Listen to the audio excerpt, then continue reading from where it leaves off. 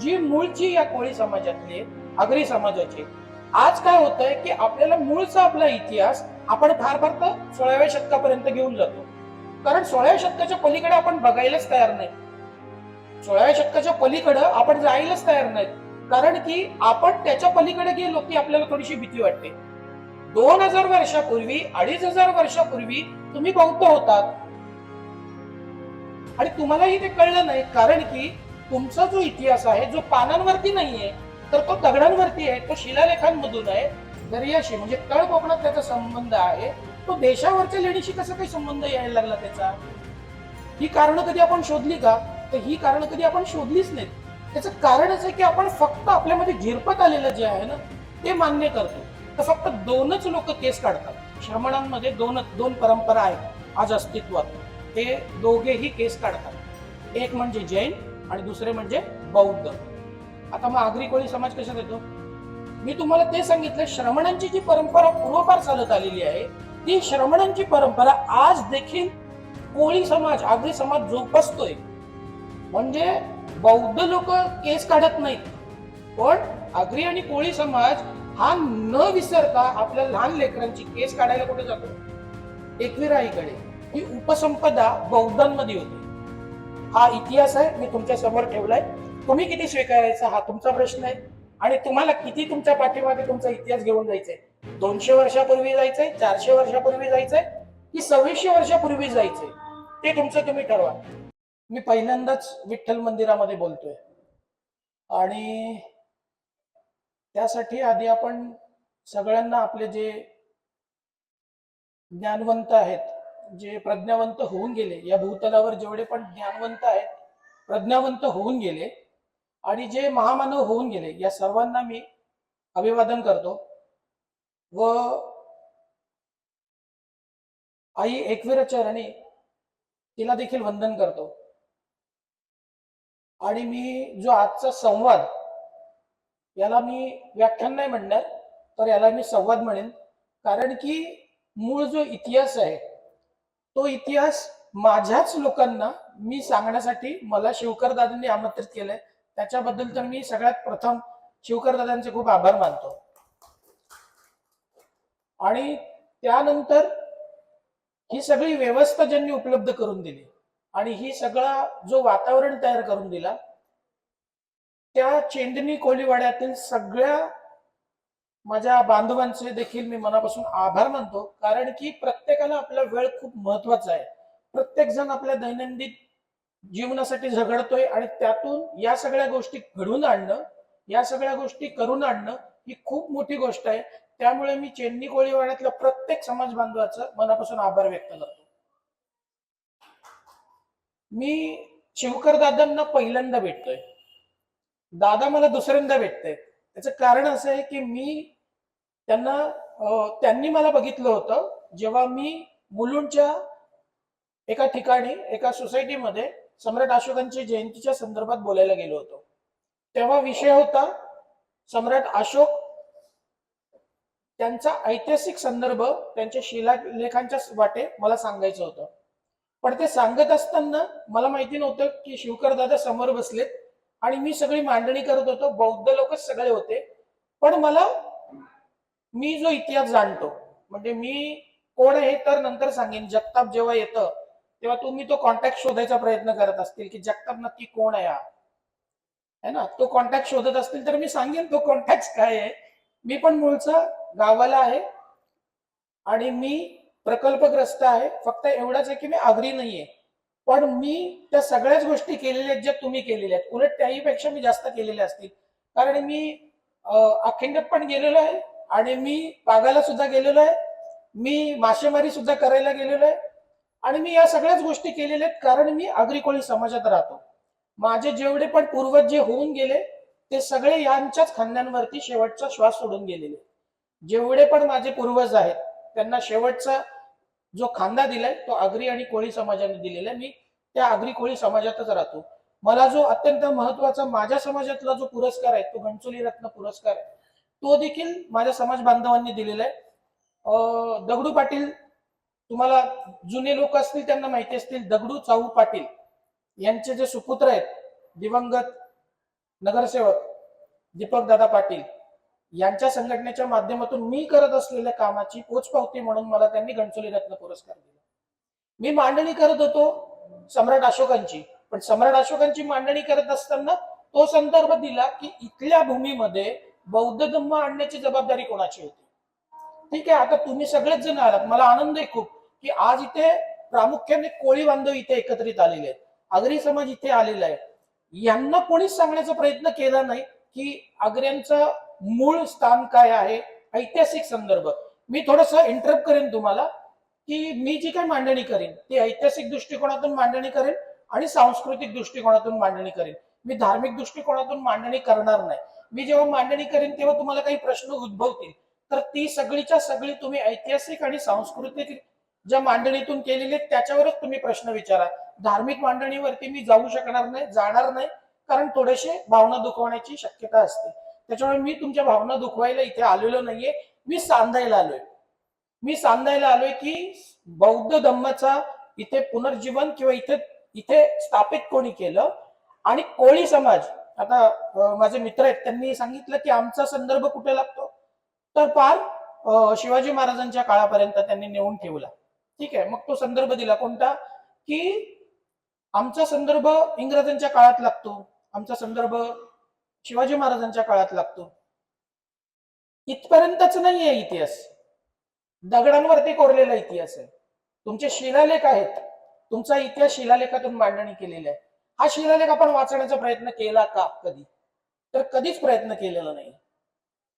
आज दादांनी जसं सांगितलं, शिवकर दादांनी, की बाबासाहेबांचा संदर्भ दिला, बुद्धांच्या घरातला संदर्भ दिला, मामे लागतात, मामांच्या घरातले लागतात. येस, डेफिनेटली 101% तुम्ही सगळेच्या सगळे. मला फक्त एकच प्रश्न विचारा, मी त्याचं उत्तर म्हणजे मागू इच्छितो की इथे बौद्ध कोण कोण आहेत? माझ्या बरोबरचे आहेत, तुम्ही थांबा. आता इथे बौद्ध कोण कोण आहेत? शिवकर दादा एकही हात वरती येत नाही. बरं, बौद्ध धम्म नक्की काय आहे हेही माहिती नाही. बौद्ध धम्म जो नैतिकतेने वागतो, जो सदाचारी आहे, तो म्हणजे बौद्ध. ठीक आहे, परत सांगतो, जो नैतिकतेने वागतो, जो सदाचारी आहे, जो सगळ्यांना जगण्यासाठी समान पातळीवर जगू देतो आणि सगळ्यांचं हित करतो, हा बौद्ध असतो. आता मला सांगा इथे बौद्ध कोण कोण आहेत?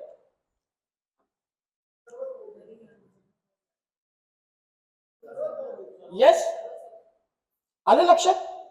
बौद्ध धम्म म्हणजे रिच्युअल्स नाहीये, तुमच्या धार्मिक मान्यता नाहीये. बौद्ध धम्म म्हणजे दुसऱ्यासाठी कधीही वाईट न करणे, दुसऱ्यासाठी चांगलंच करणे, हा म्हणजे बौद्ध धम्म आहे. मी तुम्हाला कोणतेही तत्वज्ञान देणार नाहीये, मी कोणतेही धार्मिक तुम्हाला कोणत्या मान्यतेमध्ये गुंतवून ठेवणार नाहीये. मी फक्त तुमच्या इतिहासाची मांडणी करणार आहे, फक्त नव्याने ती मांडणी करणार आहे. शब्द माझे असतील, इतिहास मात्र पूर्वपार होऊन आलेला आहे. आपण कुठून आलो? आज आपण म्हणजे धार्मिक मान्यता किंवा काही आत्ताच्या काळातले जे काही संदर्भ आहेत, असं सांगितलं जातं की आपण मोंगी पैठण मधून आलोय, बरोबर? पण तसं नाहीये. आपली जी मांडणी आहे किंवा आपण जे आहोत, माणूस हा लाखो वर्षापूर्वी भटकत भटकत आलेला आहे. आजपासून 3 लाख वर्षापूर्वी आफ्रिकेमधून मानवीय प्रजाती निघाली आणि ती फिरत फिरत भटकत भटकत कुठे आली, तर ती एका नदीच्या काठावरून फिरत फिरत आली. हा इतिहास माहितीये का कोणाला? ही सायंटिफिक, हा सायंटिफिक आहे, हा मी सांगतोय म्हणून नाही. 3 लाख वर्षापूर्वी आफ्रिकेमध्ये मानवीय उत्क्रांत झाली आणि तो भटकत भटकत असिरियन, सुमेरियन या प्रजातीमध्ये एका पाणवठ्याच्या शेजारी थांबला. ही शब्द लक्षात ठेवा, असिरियन आणि सुमेरियन. ते पुढे आल्यावर मी तुम्हाला सांगतो की ते कोण आहेत.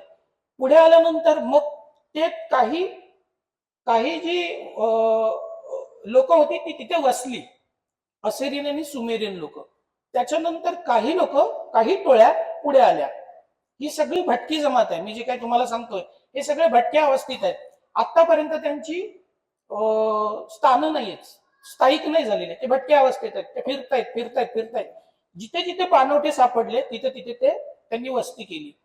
आता कौटुंबिक पद्धती नाहीये, कुटुंब पद्धती नाहीये, एक टोळी पद्धती आहे. टोळींच्या माध्यमातून ते राहतात. एक टोळी राहिली, असिरियन म्हणून ते ओळखले गेले, दुसरी टोळी होती ती सुमेरियन म्हणून ओळखले गेले. पुढे काही टोळी सरकली, ते कुठे राहिले? सिंधू संस्कृतीमध्ये हडप्पा जो संस्कृती आहे तिथे येऊन थांबले.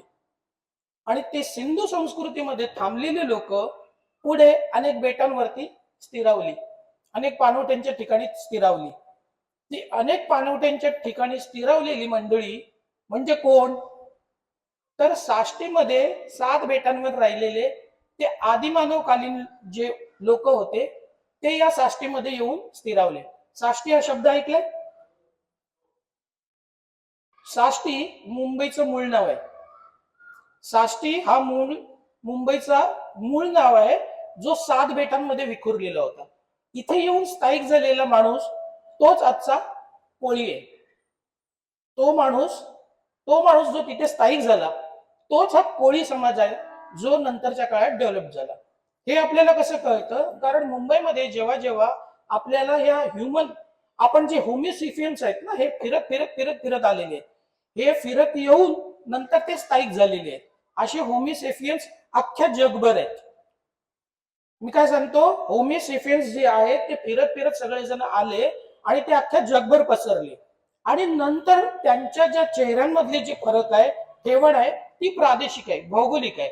त्या हवामानांवरती त्यांच्यात झालेले बदल आहेत ते. तर आपण जे नंतरच्या काळात इथे जे साष्टीमध्ये येऊन स्थिरावलेले लोक आहेत ते मूळचे लोक कोळी आहेत. ही घटना हजारो वर्षापूर्वीची, म्हणजे 3 लाख वर्षापूर्वी निघालेला माणूस स्थिरावायला, मुंबईमध्ये स्थिरावायला आजपासून जवळपास 5 ते 6 हजार वर्षापूर्वी तो येऊन स्थिरावलेला आहे. आणि इथे दलदल होती, इथे चिखल होता. या अतिशय बिकट परिस्थितीमध्ये त्याने इथे त्याची उपजीविकेची साधनं शोधली. ती कोणती होती? मग आजूबाजूला त्याच्या भागांमध्ये काय होता? तो 7 बेटांमध्ये होता. 7 बेटांमध्ये काय आहे? शेतीभाती तर होत नव्हती. मग काय करत होता तो? त्याची उपजीविका तर व्हायला पाहिजे ना, भरण पोषण कसं होणार? मग तो काय करायला लागला? या भरण पोषणापायी तो मासेमारी करायला लागला आणि मग उदरनिर्वाह आपला तो करायला लागला. आता या कोळी समाजातले प्रमुख कोळी आहेत, प्रमुख यांची पोटजात जी आहे, म्हणजे सांगायचं झालं तर ती आगरी आहे. पण प्रामुख्याने या 2 ते 3 जिल्ह्यांमध्ये आपण विखुरलेले आहोत. आणि हे मूळचे इथले आहेत. याच्या आधी कुठलाही छत्रपती, याच्या आधी कुठलाही सम्राट, याच्या आधी कुठलाही 30 मारखान इथे नव्हता. त्यामुळे कोणीही कितीही दावा केला की मूळचे आम्ही इथले आहोत, मूळचे आमची मुंबई आहे, तर साफ खोटं आहे. खरी वस्तुस्थिती ही आहे की इथला जो मूळ माणूस आहे, जो इथला जो खरा माणूस जो आहे, जो भटकत भटकत आलेला आणि जो स्थिरावलेला आदिमानवकालीन, तोच हा कोळी समाज आहे. नंतर या प्रदेशातून, या ज्या भूमीतून त्यांनी मग आपली शेती करायला सुरुवात केली, मासेमारी सुरुवात करायला लागला. जेव्हा कोळी समाज हा जेव्हा मासेमारी करत होता, मग यांच्यातून पडलेली पोट जात आहे. मग यांनी ठरवलं की यांचा तर उपजीविका ह्याच्यावर होते, मग माझी उपजीविका कशावर होईल? मग यांच्यातली असलेली पोटजात, जिला आगरी म्हणतो आपण, त्यांनी मिठाग्र तयार केली आणि त्याच्यावर त्यांची उपजीविका चालत होती. ती कशी? तर हा मीठ आजपर्यंत विकला जातो. त्यांच्या जमिनी होत्या मोठ्या प्रमाणात, मुबलक प्रमाणात तेव्हा जमिनी होत्या. आजही तुम्ही जर बघितला, जे देशामध्ये जे काही चालू आहे, 2 माणसं विकतायत, 2 माणसं विकत घेत आहेत, तर ते जे विकत घेणाऱ्यांपैकी एक माणूस आहे, त्याचा डोळा आज कशावरती आहे? तर वसई आणि हा जो भाग आहे, जो ईस्टर्न हायवे आपण म्हणतो, त्याच्या लगत जी जी आपली मिठाग्र आहेत, मिठाग्र आता ती बळकावायला चालू केलेली आहे. आता त्यांनी काय केलं की जे कोळीवाडे होते त्यांना एका मर्यादित भागांमध्ये गुंतून ठेवलं आणि लगतची जी जमीन होती ती सगळी बळकावली. आणि आता उरलेली जी जमीन आहे, जी परंपरागत पद्धतीने चालत आली, परंपरागत आहे, ती कोणी कोणाला दिलेली नाहीये, ते मूळचीच इथली असल्या कारणाने त्यांची इथली जमीन आता जी 2 माणसं आहेत त्याच्यातला एक माणूस तो कशाही प्रकारे साम दाम दंडभेद जे काही आहे त्याच्या माध्यमातून ही मिठाग्र घ्यायला चालू केलेली आहे, जी मूळची या कोळी समाजातली, आगरी समाजाची. आज काय होतंय की आपल्याला मूळचा आपला इतिहास आपण फार फार तर 16व्या शतकापर्यंत घेऊन जातो, कारण 16व्या शतकाच्या पलीकडे आपण बघायलाच तयार नाही. 16व्या शतकाच्या पलीकडे आपण जायलाच तयार नाहीत, कारण की आपण त्याच्या पलीकडे गेलो की आपल्याला थोडीशी भीती वाटते. मी आता तुम्हाला हे म्हटलं की बौद्ध कोण कोण आहेत, तर इथे 1-2च हात उभे राहिले, बाकी उभे नाही राहिले. 2000 वर्षापूर्वी, 2500 वर्षापूर्वी तुम्ही बौद्ध होतात, तुम्ही बौद्ध होतात, तुम्ही नैतिकतेने वागत होतात, तुम्ही सदाचारी होतात. आज तुम्ही ते विसरलात. आपण नैतिकतेने सदाचाराने वागणारी माणसं आहोत. आपण सगळ्यांचं कल्याण करतो, आपण सगळ्यांचं चांगलं हित बघतो. ही गोष्ट तुम्हाला कोणी सांगितलीच नाही आणि तुम्हालाही ते कळलं नाही, कारण की तुमचा जो इतिहास आहे जो पानांवरती नाहीये, तर तो दगडांवरती आहे, तो शिलालेखांमधून आहे. आणि आपल्या सांस्कृतिक ठेवण जी आहे, आपली जी सांस्कृतिक जडणघडण आहे, त्या जडणघडणीमध्ये या सगळ्या गोष्टी लपलेल्या आहेत. या आपल्याला पण त्याचे संदर्भ लागत नाही की आपण या गोष्टी का करतो. मी आमच्या म्हणजे बौद्ध समाजाकडे पण येईल. बौद्ध समाज टीका करतो की आगरी आणि कोळी समाजाचं एकविराई म्हणजे कारला लेणीशी काय संबंध, कशाला आमच्या दारात. हा पण एक मोठा क्लॅशेस आहे, मोठा वादाचा विषय. पण हे मूळचे बौद्धच होते ना. आगरी आणि कोळी मूळचे बौद्ध होते, हे बौद्धांना सुद्धा नाही माहिती आणि आगरी कोळ्यांना सुद्धा नाही माहिती. नाहीतर श्रमणांची असलेली परंपरा, श्रमण म्हणजे बुद्धांच्या आधीपासून श्रमण परंपरा अस्तित्वात होती. श्रमण म्हणजे काय, ज्यांचं वैवाहिक जीवन नाहीये, ज्यांनी सांसारिक जीवन त्यागलंय आणि तत्वज्ञानाच्या साठी ते बाहेर भिक्षाटन करून आपल्या उपजीविका साधन करतात आणि तत्वज्ञान समाजामध्ये सांगतात, अशा लोकांना आपण श्रमण म्हणतो. अशा श्रमणांना दान दिलेल्या लेण्या आहेत ना लेण्या. मुंबईमध्ये किती लेण्या आहेत कल्पना आहे? 2. किती? मुंबईमध्ये 250 लेण्या आहेत. मुंबईमध्ये 250 लेण्या आहेत. या 250 लेण्यांना दान देणारे कोण होते? या मुंबईला 250 लेण्या आहेत. सगळ्यात मोठं विद्यापीठ इथे होतं. मुंबईच्या जवळ बोरिवली जे आहे, इथे एक विद्यापीठ होतं प्राचीन काळात. पाश्चिमात्य देशातून आलेला ह्युएन म्हणजे त्याला आपण ह्युएन म्हणतो, चायनीज ट्रॅव्हलर होता जो आलेला, तो इथे शिकायला आलेला आणि तो इथे जवळपास 12-15 वर्ष भारतात राहिला. तो इथे आला होता बोरिवलीला त्यावेळेला 6व्या शतकामध्ये कोण लोक राहत होती ज्यांनी या लेण्यांना दान दिलं? श्रेष्ठी होते. श्रेष्ठी म्हणजे कोण? ज्याला तुम्ही आज शेठ म्हणता ना, विनोद शेठ शिवकर हे लिहिता ना, हे तिथे लिहिलेले आहे की कल्याणचा जो दान करता आहे, जो श्रेष्ठी आहे, जो शेठ आहे, तो दान देतोय कुठे? तर कानेरी लेणीवर. तो दान देतोय कुठे? मंडपेश्वर लेणीवर. तो दान देतोय कुठे? जोगेश्वरी लेणीवर. तो दान देतोय कुठे? तर गिरीपुरी लेणीला. गिरीपुरी लेणी माहितीये तुम्हाला? सगळ्यांना माहितीये, फक्त मी त्याचे जुने नाव सांगतोय तुम्हाला. गिरीपुरी म्हणजे एलिफंट ज्याला आपण आता समजतो. आता ह्याच्यावर दावा कोणाचा आहे? गिरीपुरी लेणीवरती किंवा एलिफंटावरती दावा कोणाचा आहे? कोण तिला सांभाळतं? एएसआयच्याकडे त्याचा ताबा आहे, पण तिला सांभाळतं कोण? नाही ना, तिथले लोक सांभाळतात. आगरी आणि कोळी जे इथून येतात, नाव्यावरून येतात. माझी आत्या नाव्याला राहते, तिथून होडीतून जाऊन तिथं ते सांभाळतात. संध्याकाळी टाळा ते मारतात. एएसआय नाही टाळा मारत. तिथले जे आगरी कोळी समाज आहे ना, तो तिथे टाळा मारतो आणि मग निघतो. ही त्यांच्या हातात आहे. मुंबईमधली पहिली लेणी माहिती कुठली आहे?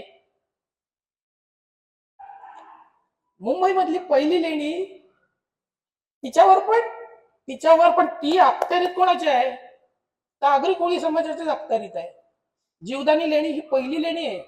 सम्राट अशोकांच्या काळात निर्माण झालेली सगळ्यात पहिली लेणी जी आहे ती म्हणजे जीवदानी लेणी आहे आणि तिचा ताबा आज देखील आगरी कोळी समाजाकडे आहे. कारला लेणी तर जाऊ द्या, आता तर रिसेंट तो विषय आहे. कारला लेणीवर पण आहे. कारला लेणीचा संदर्भ, आपण राहणारे दर्याशी संबंधित लोक, बरोबर. आपली उपजीविकेचे साधन कुठले आहे? तर समुद्र. मग दर्याशी संबंध असलेला या समाजाचा, आगरी कोळी समाजाचा दर्याशी म्हणजे तळ कोकणात त्याचा संबंध आहे, तो देशावरच्या लेणीशी कसा काही संबंध यायला लागला त्याचा? ही कारण कधी आपण शोधली का? तर ही कारण कधी आपण शोधलीच नाहीत. त्याचं कारणच आहे की आपण फक्त आपल्यामध्ये झिरपत आलेलं जे आहे ना ते मान्य करतो. मी तुम्हाला ते सांगितलं, श्रमणांची जी परंपरा पूर्वपार चालत आलेली आहे, ती श्रमणांची परंपरा आज देखील कोळी समाज, आगरी समाज जोपासतोय. हे कोणी तपासलं का कधी? हे बौद्धांना सुद्धा नाही माहिती. ही जी झालेली दुखळी आहे. मी नेहमी सांगतो, मला म्हणजे माझ्या समाजाकडून पण मला टीका टिप्पणी झेलावी लागते. मी झेलतो कारण त्यांना अभ्यास नाही म्हणून.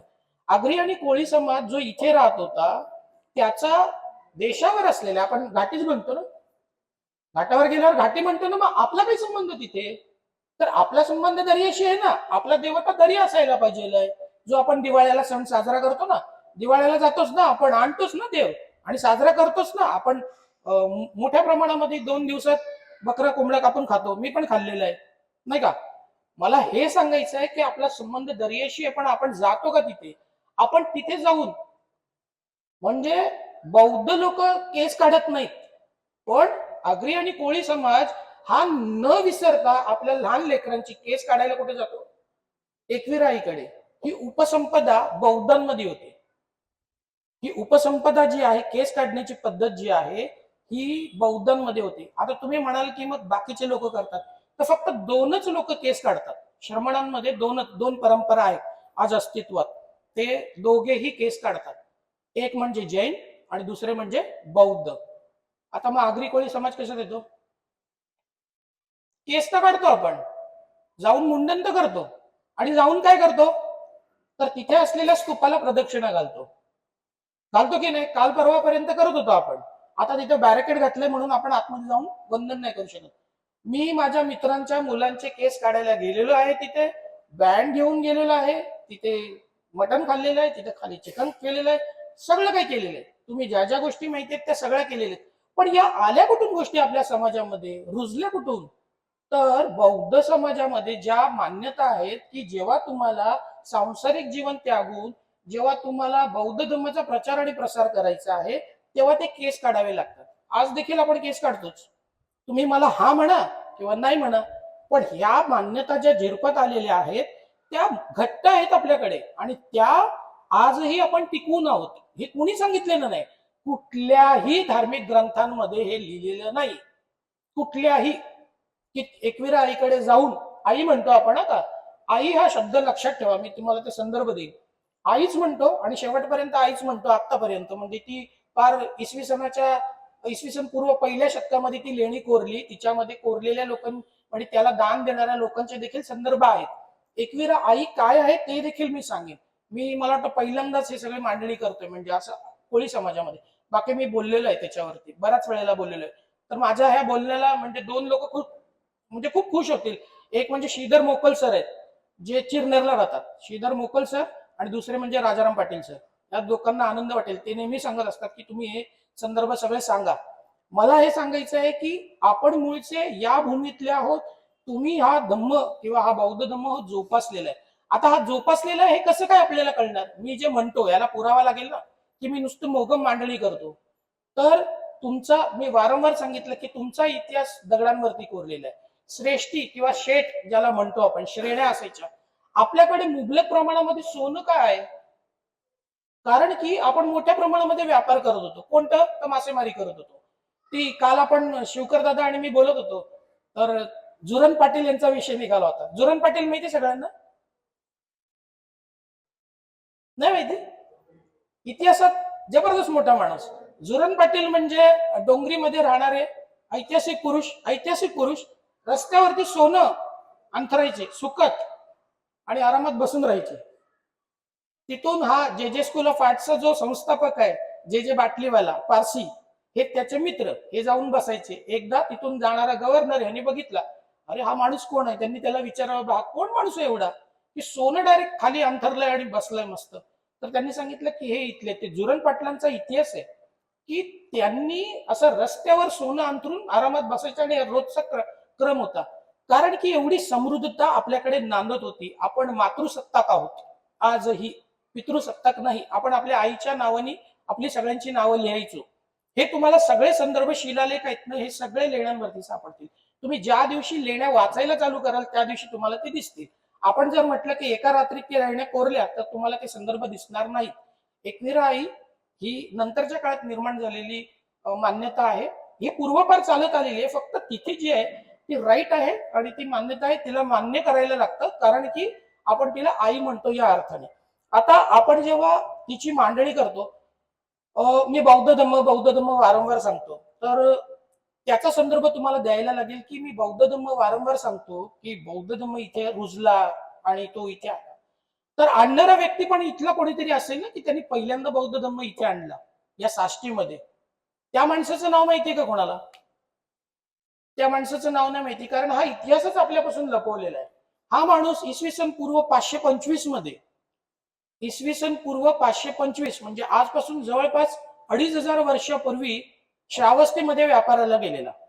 श्रावस्ती म्हणजे आता वरती देशावरती. आणि तो कुठे राहत होता? तर तो होता नाला सोपाऱ्याचा.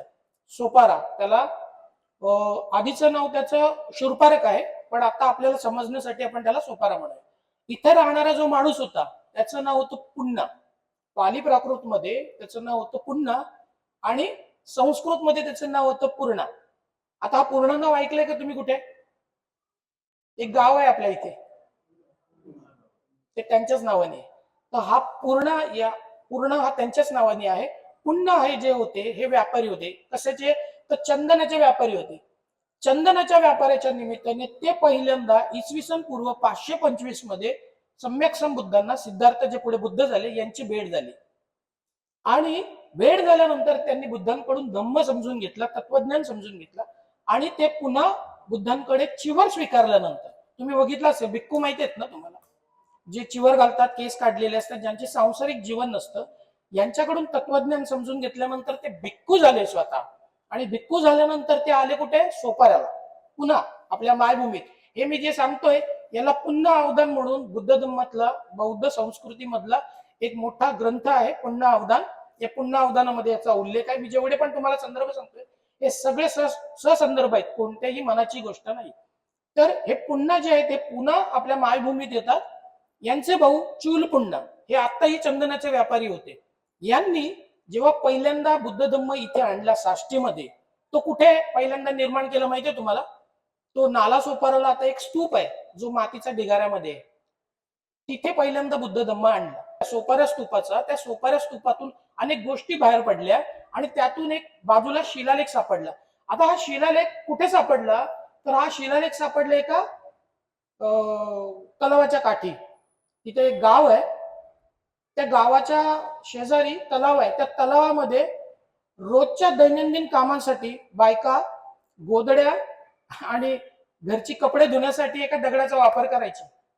तो गोदडी धुण्याचा जो दगड होता तो दुसरा तिसरा काही नव्हता, तर तो सम्राट अशोकांचा शिलालेख होता. म्हणजे विचार करा, आपण संपूर्ण भारतामध्ये एकच भाषा चालायची, ती म्हणजे अर्धी मगधी. याचा संदर्भ सम्राट अशोकांचा शिलालेख जो नाला सोपाराला सापडला. आज तो छत्रपती शिवाजी महाराज वस्तू संग्रहालय मुंबई इथे आहे, तुम्ही जाऊन तो बघू शकता. आणि इथून जो धम्म प्रचार केला तो या पुण्यांनी केला. आता या ज्या तुम्हाला ऐतिहासिक घटना सांगतोय मी, हे जे पुण्य आहेत 2500 वर्षापूर्वी ते बुद्धांना भेटले. तर मला हे सांगा की 2500 वर्षापूर्वी सोपाऱ्याला कोणती माणसं राहत होती?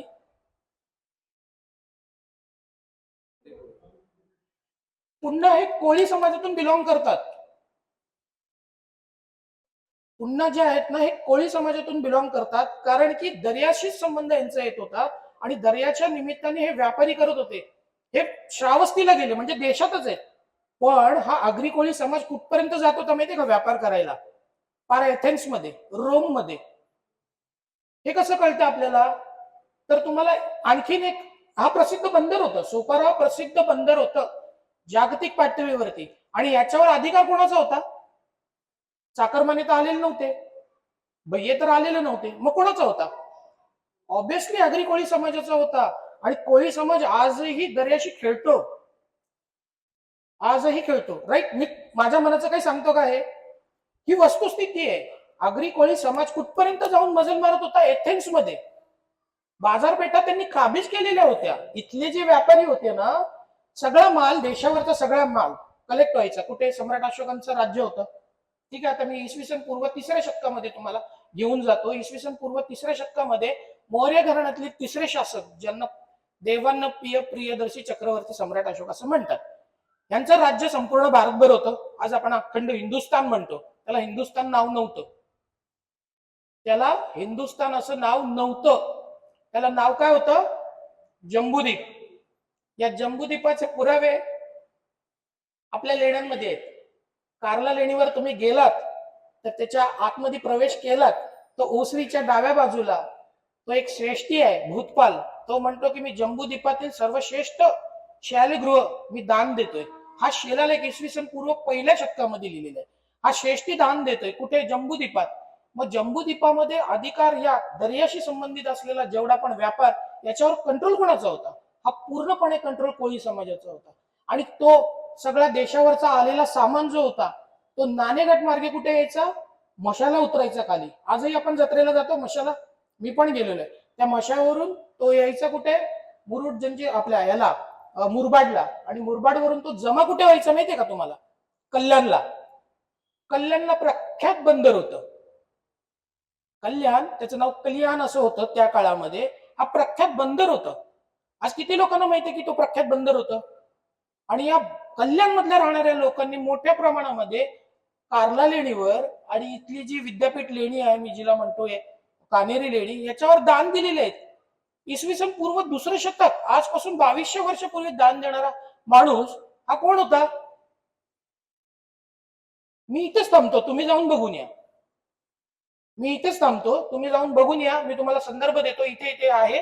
आणि तो कल्याण असं नाव लिहून दिलेलं दान आहे. तो कोण दान करताय? दान देणारा माणूस कोण आहे? तो तर चाकरमाने नव्हते ना. चाकरमाने तर खूप नंतर आले, जेव्हा की या इथल्या गिरणी काम म्हणजे गिरणीसाठी कामगारांची गरज लागली तेव्हा तो इथे स्थापित झाला ना. त्याच्या आधी कोण होता? तर इथला जो मूळ माणूस होता तो होता ना. त्यांनी या सगळ्या लेण्यांना दान दिलेले आहेत. दानकर्त्यांची नावं आहेत तिथे. आपण ते विसरलो. आपण स्टेट होतो. आपण जे लिहितो ना, आज आपण मस्किरीत जरी म्हणत असो अरे शेट आहे, तर येस ऑब्विसली ते शेटच होते. यांचा दबदबा एथेन्स मध्ये होता, सिनेट मध्ये यांचा दबदबा होता की हे करायचं आणि हे नाही करायचं. सगळे व्यापारी कुठे उतरायचे माहिती का? कल्याण मध्ये. माल थांबायचा कल्याण मध्ये, आणि कल्याण मधून माल मग पुढे पूर्ण देशभर जगभर जायचं. ते कल्याण हा बंदर होता. कल्याणचा उतरलेला माल म्हणजे कल्याणमध्ये कल्याणचा बंदर हा ताब्यात असावा म्हणून सातवाहन आणि क्षत्रप यांच्यामध्ये नेहमी लढाई झालेली आहे. सातवाहन आणि क्षत्रप, सातवाहन आता तुम्हाला कोण आहेत हे कळणार नाही. सातवाहन यांचं राज्य इसवी सन पूर्व 220 ते इसवी सन पूर्व 220 ते इसवी सन 230 असं जवळपास 450 वर्ष राज्य केलेले हे लोक सातवाहन असे आहेत. तर इथे बऱ्याचशा लोकांनी राज्य केलेले आहेत. म्हणजे जर आपण प्रियदर्शी चक्रवर्ती सम्राट अशोकांचं घेतलं तर त्याच्यानंतर राष्ट्रकूटांचं आहे, त्याच्यानंतर अभिरांचं आहे, त्याच्यानंतर बऱ्याच राज्यकर्त्यांनी राज्य केलं. एक राज्यकर्ते होते ज्यांनी इसवी सनाचं 9वं शतक ते इसवी सनाच्या 13व्या शतकापर्यंत राज्य केलं. त्यांचं नाव आहे शिलाहार. हे शिलाहार कोण होते माहितीये? या साष्टी आणि या परिसरामध्ये त्यांनी राज्य केलं. शिलाहार म्हणजे आजचे शेलार. त्यांचं राज्य होतं इथे. आणि सम्राट अशोकांचे जे पुढची पिढी होती त्यांनी राज्य केलं. कोकण मौर्य त्यांचं नाव आहे, कोकण मौर्य. त्यांनी राज्य केलं गिरिपुरी, म्हणजे त्यांची ती राजधानी होती, तिथून त्यांनी राज्य केलं. यांची नेहमी लढाई होत होती. कोणाची? शिलाहारांची. शिलाहार आज कोण कोण आहेत? तर आज जे शेलार तुम्ही म्हणता ना, ते त्या घराण्यातून ते येतात. या लोकांनी राज्यकर्ते होते. आज आपण काय आहोत? तर आज आपण एका व्यवस्थेने आपल्याला खुंटून ठेवलेलं आहे. आज आपल्याला घर बांधता येत नाही. आज आपली गावठाणांची विस्तार होत नाही. का? तर आपल्याला मूळचा इतिहास आपण फक्त 200 वर्षापूर्वी मागे जातो. 200 वर्षापूर्वी आपण आपले ऐतिहासिक संदर्भात जोडत नाही. ज्या वेळेला तुम्ही बुद्धांशी संदर्भ जोडता, बुद्ध हे ऐतिहासिक पुरुष होऊन गेलेले.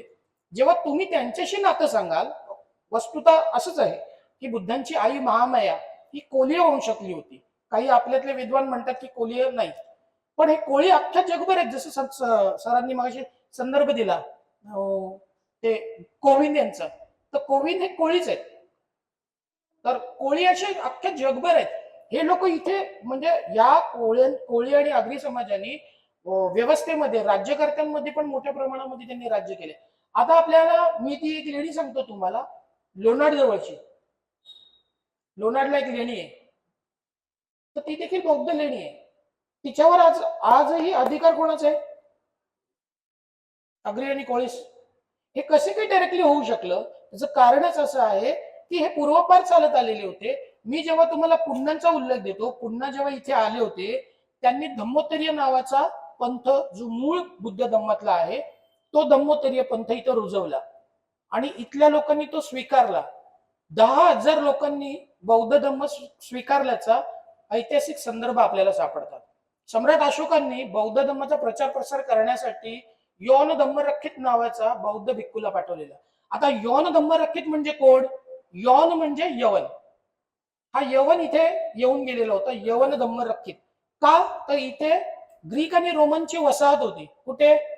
तर कल्याणला पण होती आणि सोपाऱ्याला पण होती. सोपाऱ्याला आज जो पूर्ण जो बळकावलेला भाग आहे तिथे कधी काळी रोमन लोकांची वसाहत होती. हा आंतरराष्ट्रीय ख्याती पावलेला व्यापारी केंद्र होतं. म्हणूनच बुद्धांचा भिक्षापात्र इथं आलेलं होतं.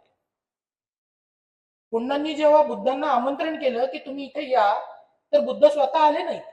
तर बुद्धांनी त्यांचा जो भिक्षापात्र आहे, ऐतिहासिक संदर्भ आहे का मी जो सांगतोय तो, बुद्धांचा भिक्षापात्र या सोपाऱ्यात आला आणि सोपाऱ्यातून धम्मोत्तरी नावाचा पंथ प्रचार प्रसार पावला, जो इथल्या मूळ माणसांनी स्वीकारला आणि त्यांनी प्रचार प्रसार केला. तर हा धम्मोत्तरीय पंथ याचा रेफरन्सेस तुम्हाला बहुतेक लेण्यांवरती सापडेल. आणि हा जो भिक्षापात्र आहे हा 1840 मध्ये भगवानलाल इंद्राजी नावाचे संस्कृतचे पंडित होते, त्यांनी त्या सोपारा स्तूपाचं उत्खनन केलं आणि त्यातून तो भिक्षापात्र सापडलं. तो भिक्षापात्र आजही मुंबईच्या फोर्टच्या इथल्या एशियाटिक सोसायटीमध्ये आहे. हा रेफरन्स तुम्हाला कोणीही सांगत नाही, कोणी सांगणार नाही. तर हे सगळे संदर्भ तुमचं ऐतिहासिक प्रमाणित करतात की तुम्ही 200 वर्षापूर्वीचा तुमचा इतिहास नाहीये, तर तुमचं जवळपास 2600 वर्षापूर्वीचा इतिहास आहे. हे सगळे संदर्भ आपल्याला जेव्हा आपण गोळा करू तेव्हा या मुंबईच्या मूळ खाली जी संस्कृती दडली गेलेली आहे त्याच्यामध्ये या आगरी आणि कोळी समाजाचं जे मूळ आहे ते दडलेलं आहे आणि ते लपवलेलं आहे. जेव्हा आता मोठ्या प्रमाणामध्ये मेट्रो लाईनचं उत्खनन करण्यासाठी जेव्हा त्यांना डिगिंग करायला लागलं, तर पूर्णच्या पूर्ण खाली या संस्कृती सापडलेल्या होत्या. आता आपण ज्या मान्यता मानतो किंवा आता आपण ज्या काही तुमच्या ज्या आत्ताच्या मान्यता आहेत या अलीकडच्या आहेत, पण त्या काळामध्ये हे तत्वज्ञान होतं, ही फिलॉसॉफी होती, ही आपण सगळ्यांनी मान्य केलेली होती. ही मान्यता आपण मानत आलेलो आहोत. आता आपण सांस्कृतिक जी मांडणी आहे बुद्ध, आपण मी सांगितलं तुम्हाला की कार्ला लेडीवर एकविरा आई आहे, ह्याच्यावर मला रेफरन्सेस देऊन शोध निबंध लिहायला सांगितलेलं होतं.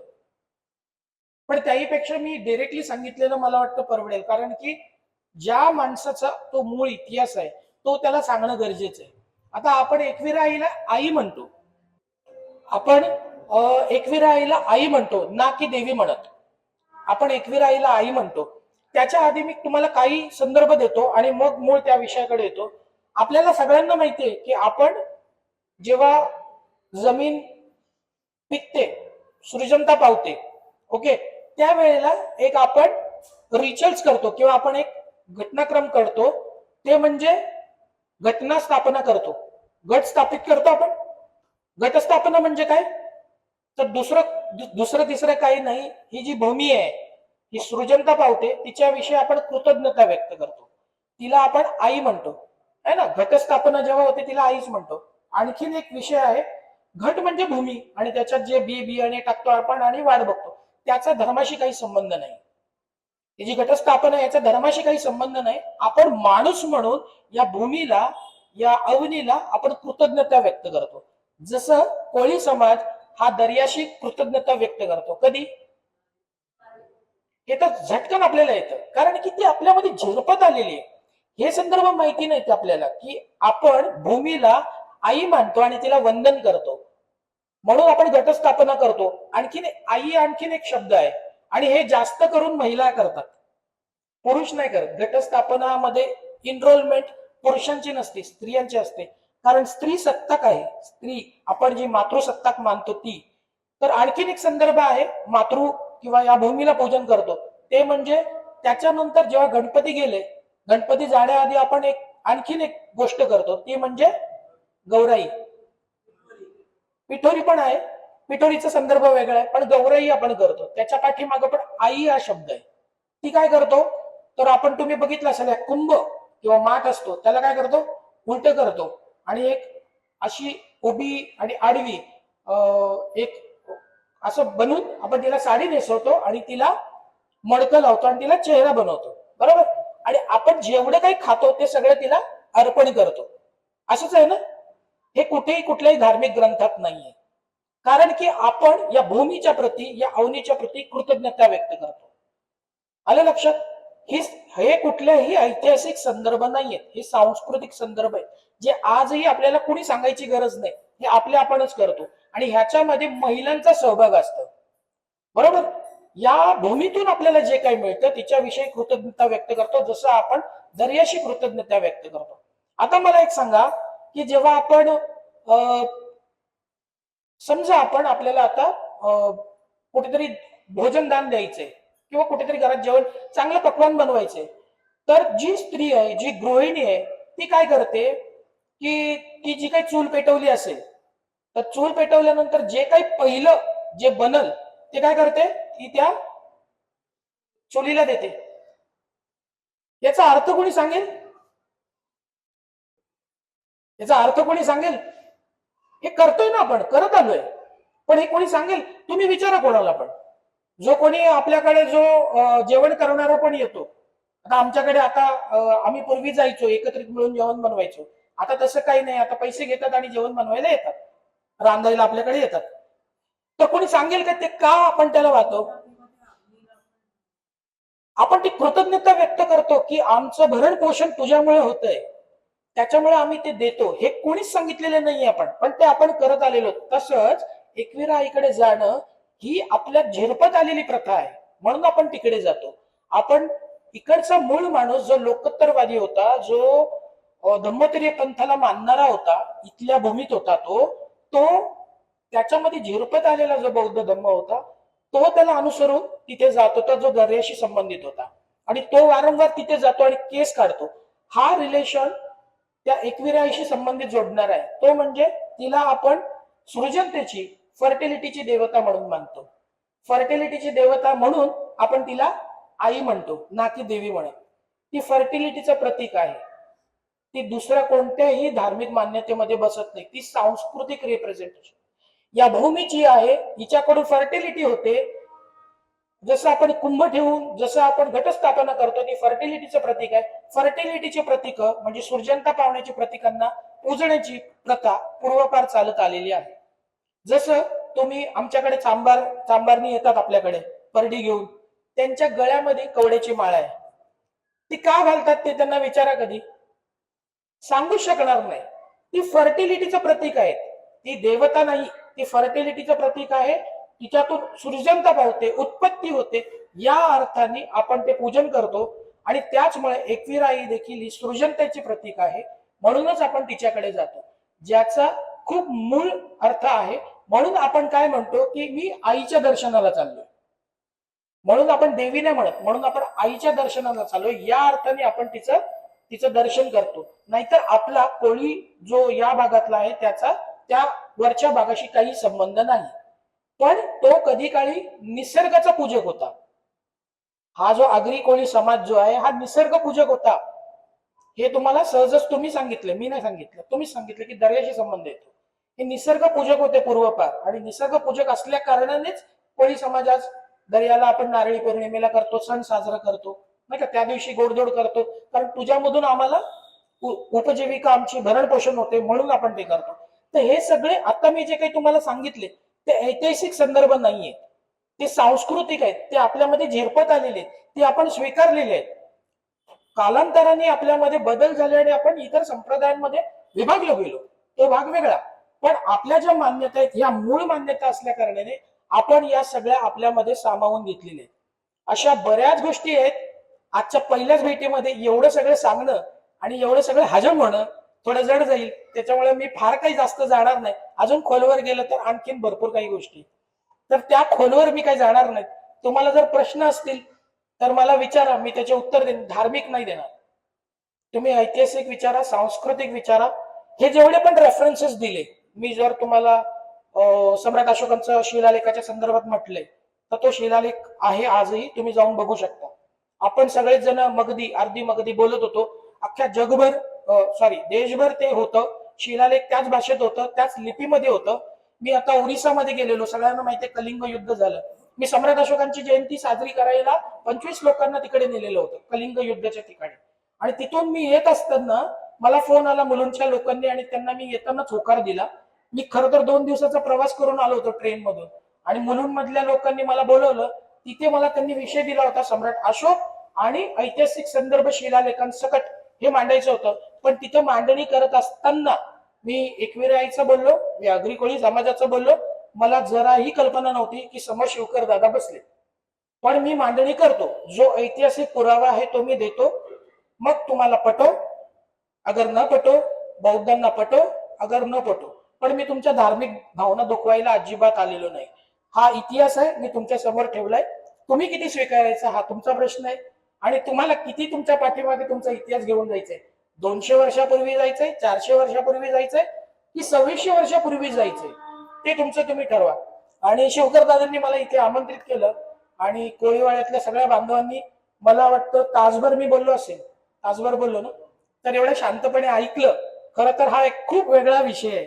खूप म्हणजे तुमच्या भावना थोड्याशा हादरल्या असतील, थोड्याशा हे झाल्या असतील, पण हे वस्तुस्थिती आहे. हे मी फक्त मांडणी करतोय. मी कोणताही माझ्याकडचा ऍडिशनल गोष्टी सांगितलेल्या नाहीत. याला सगळ्यांना संदर्भ आहेत. James Fergusson, James Burgess, doctor S Nagaraju sir, Alexander Cunningham, Xuanzang, आपला मुंबईचा मूळ इतिहास, या सगळ्या गोष्टी लिहिलेल्या आहेत. तुम्ही फक्त ते संदर्भ शोधा, तुम्हाला सगळ्या गोष्टी सापडतील. मुंबईचा इतिहास आगरी कोळी शिवाय पूर्ण होऊच शकत. त्यामुळे तुम्ही मला इथे बोलावलात आणि मूळ इतिहासाला हात घालण्याचा संधी दिलीत आणि पुढे देखील अशी संधी द्याल या अपेक्षेसह थांबतो. धन्यवाद.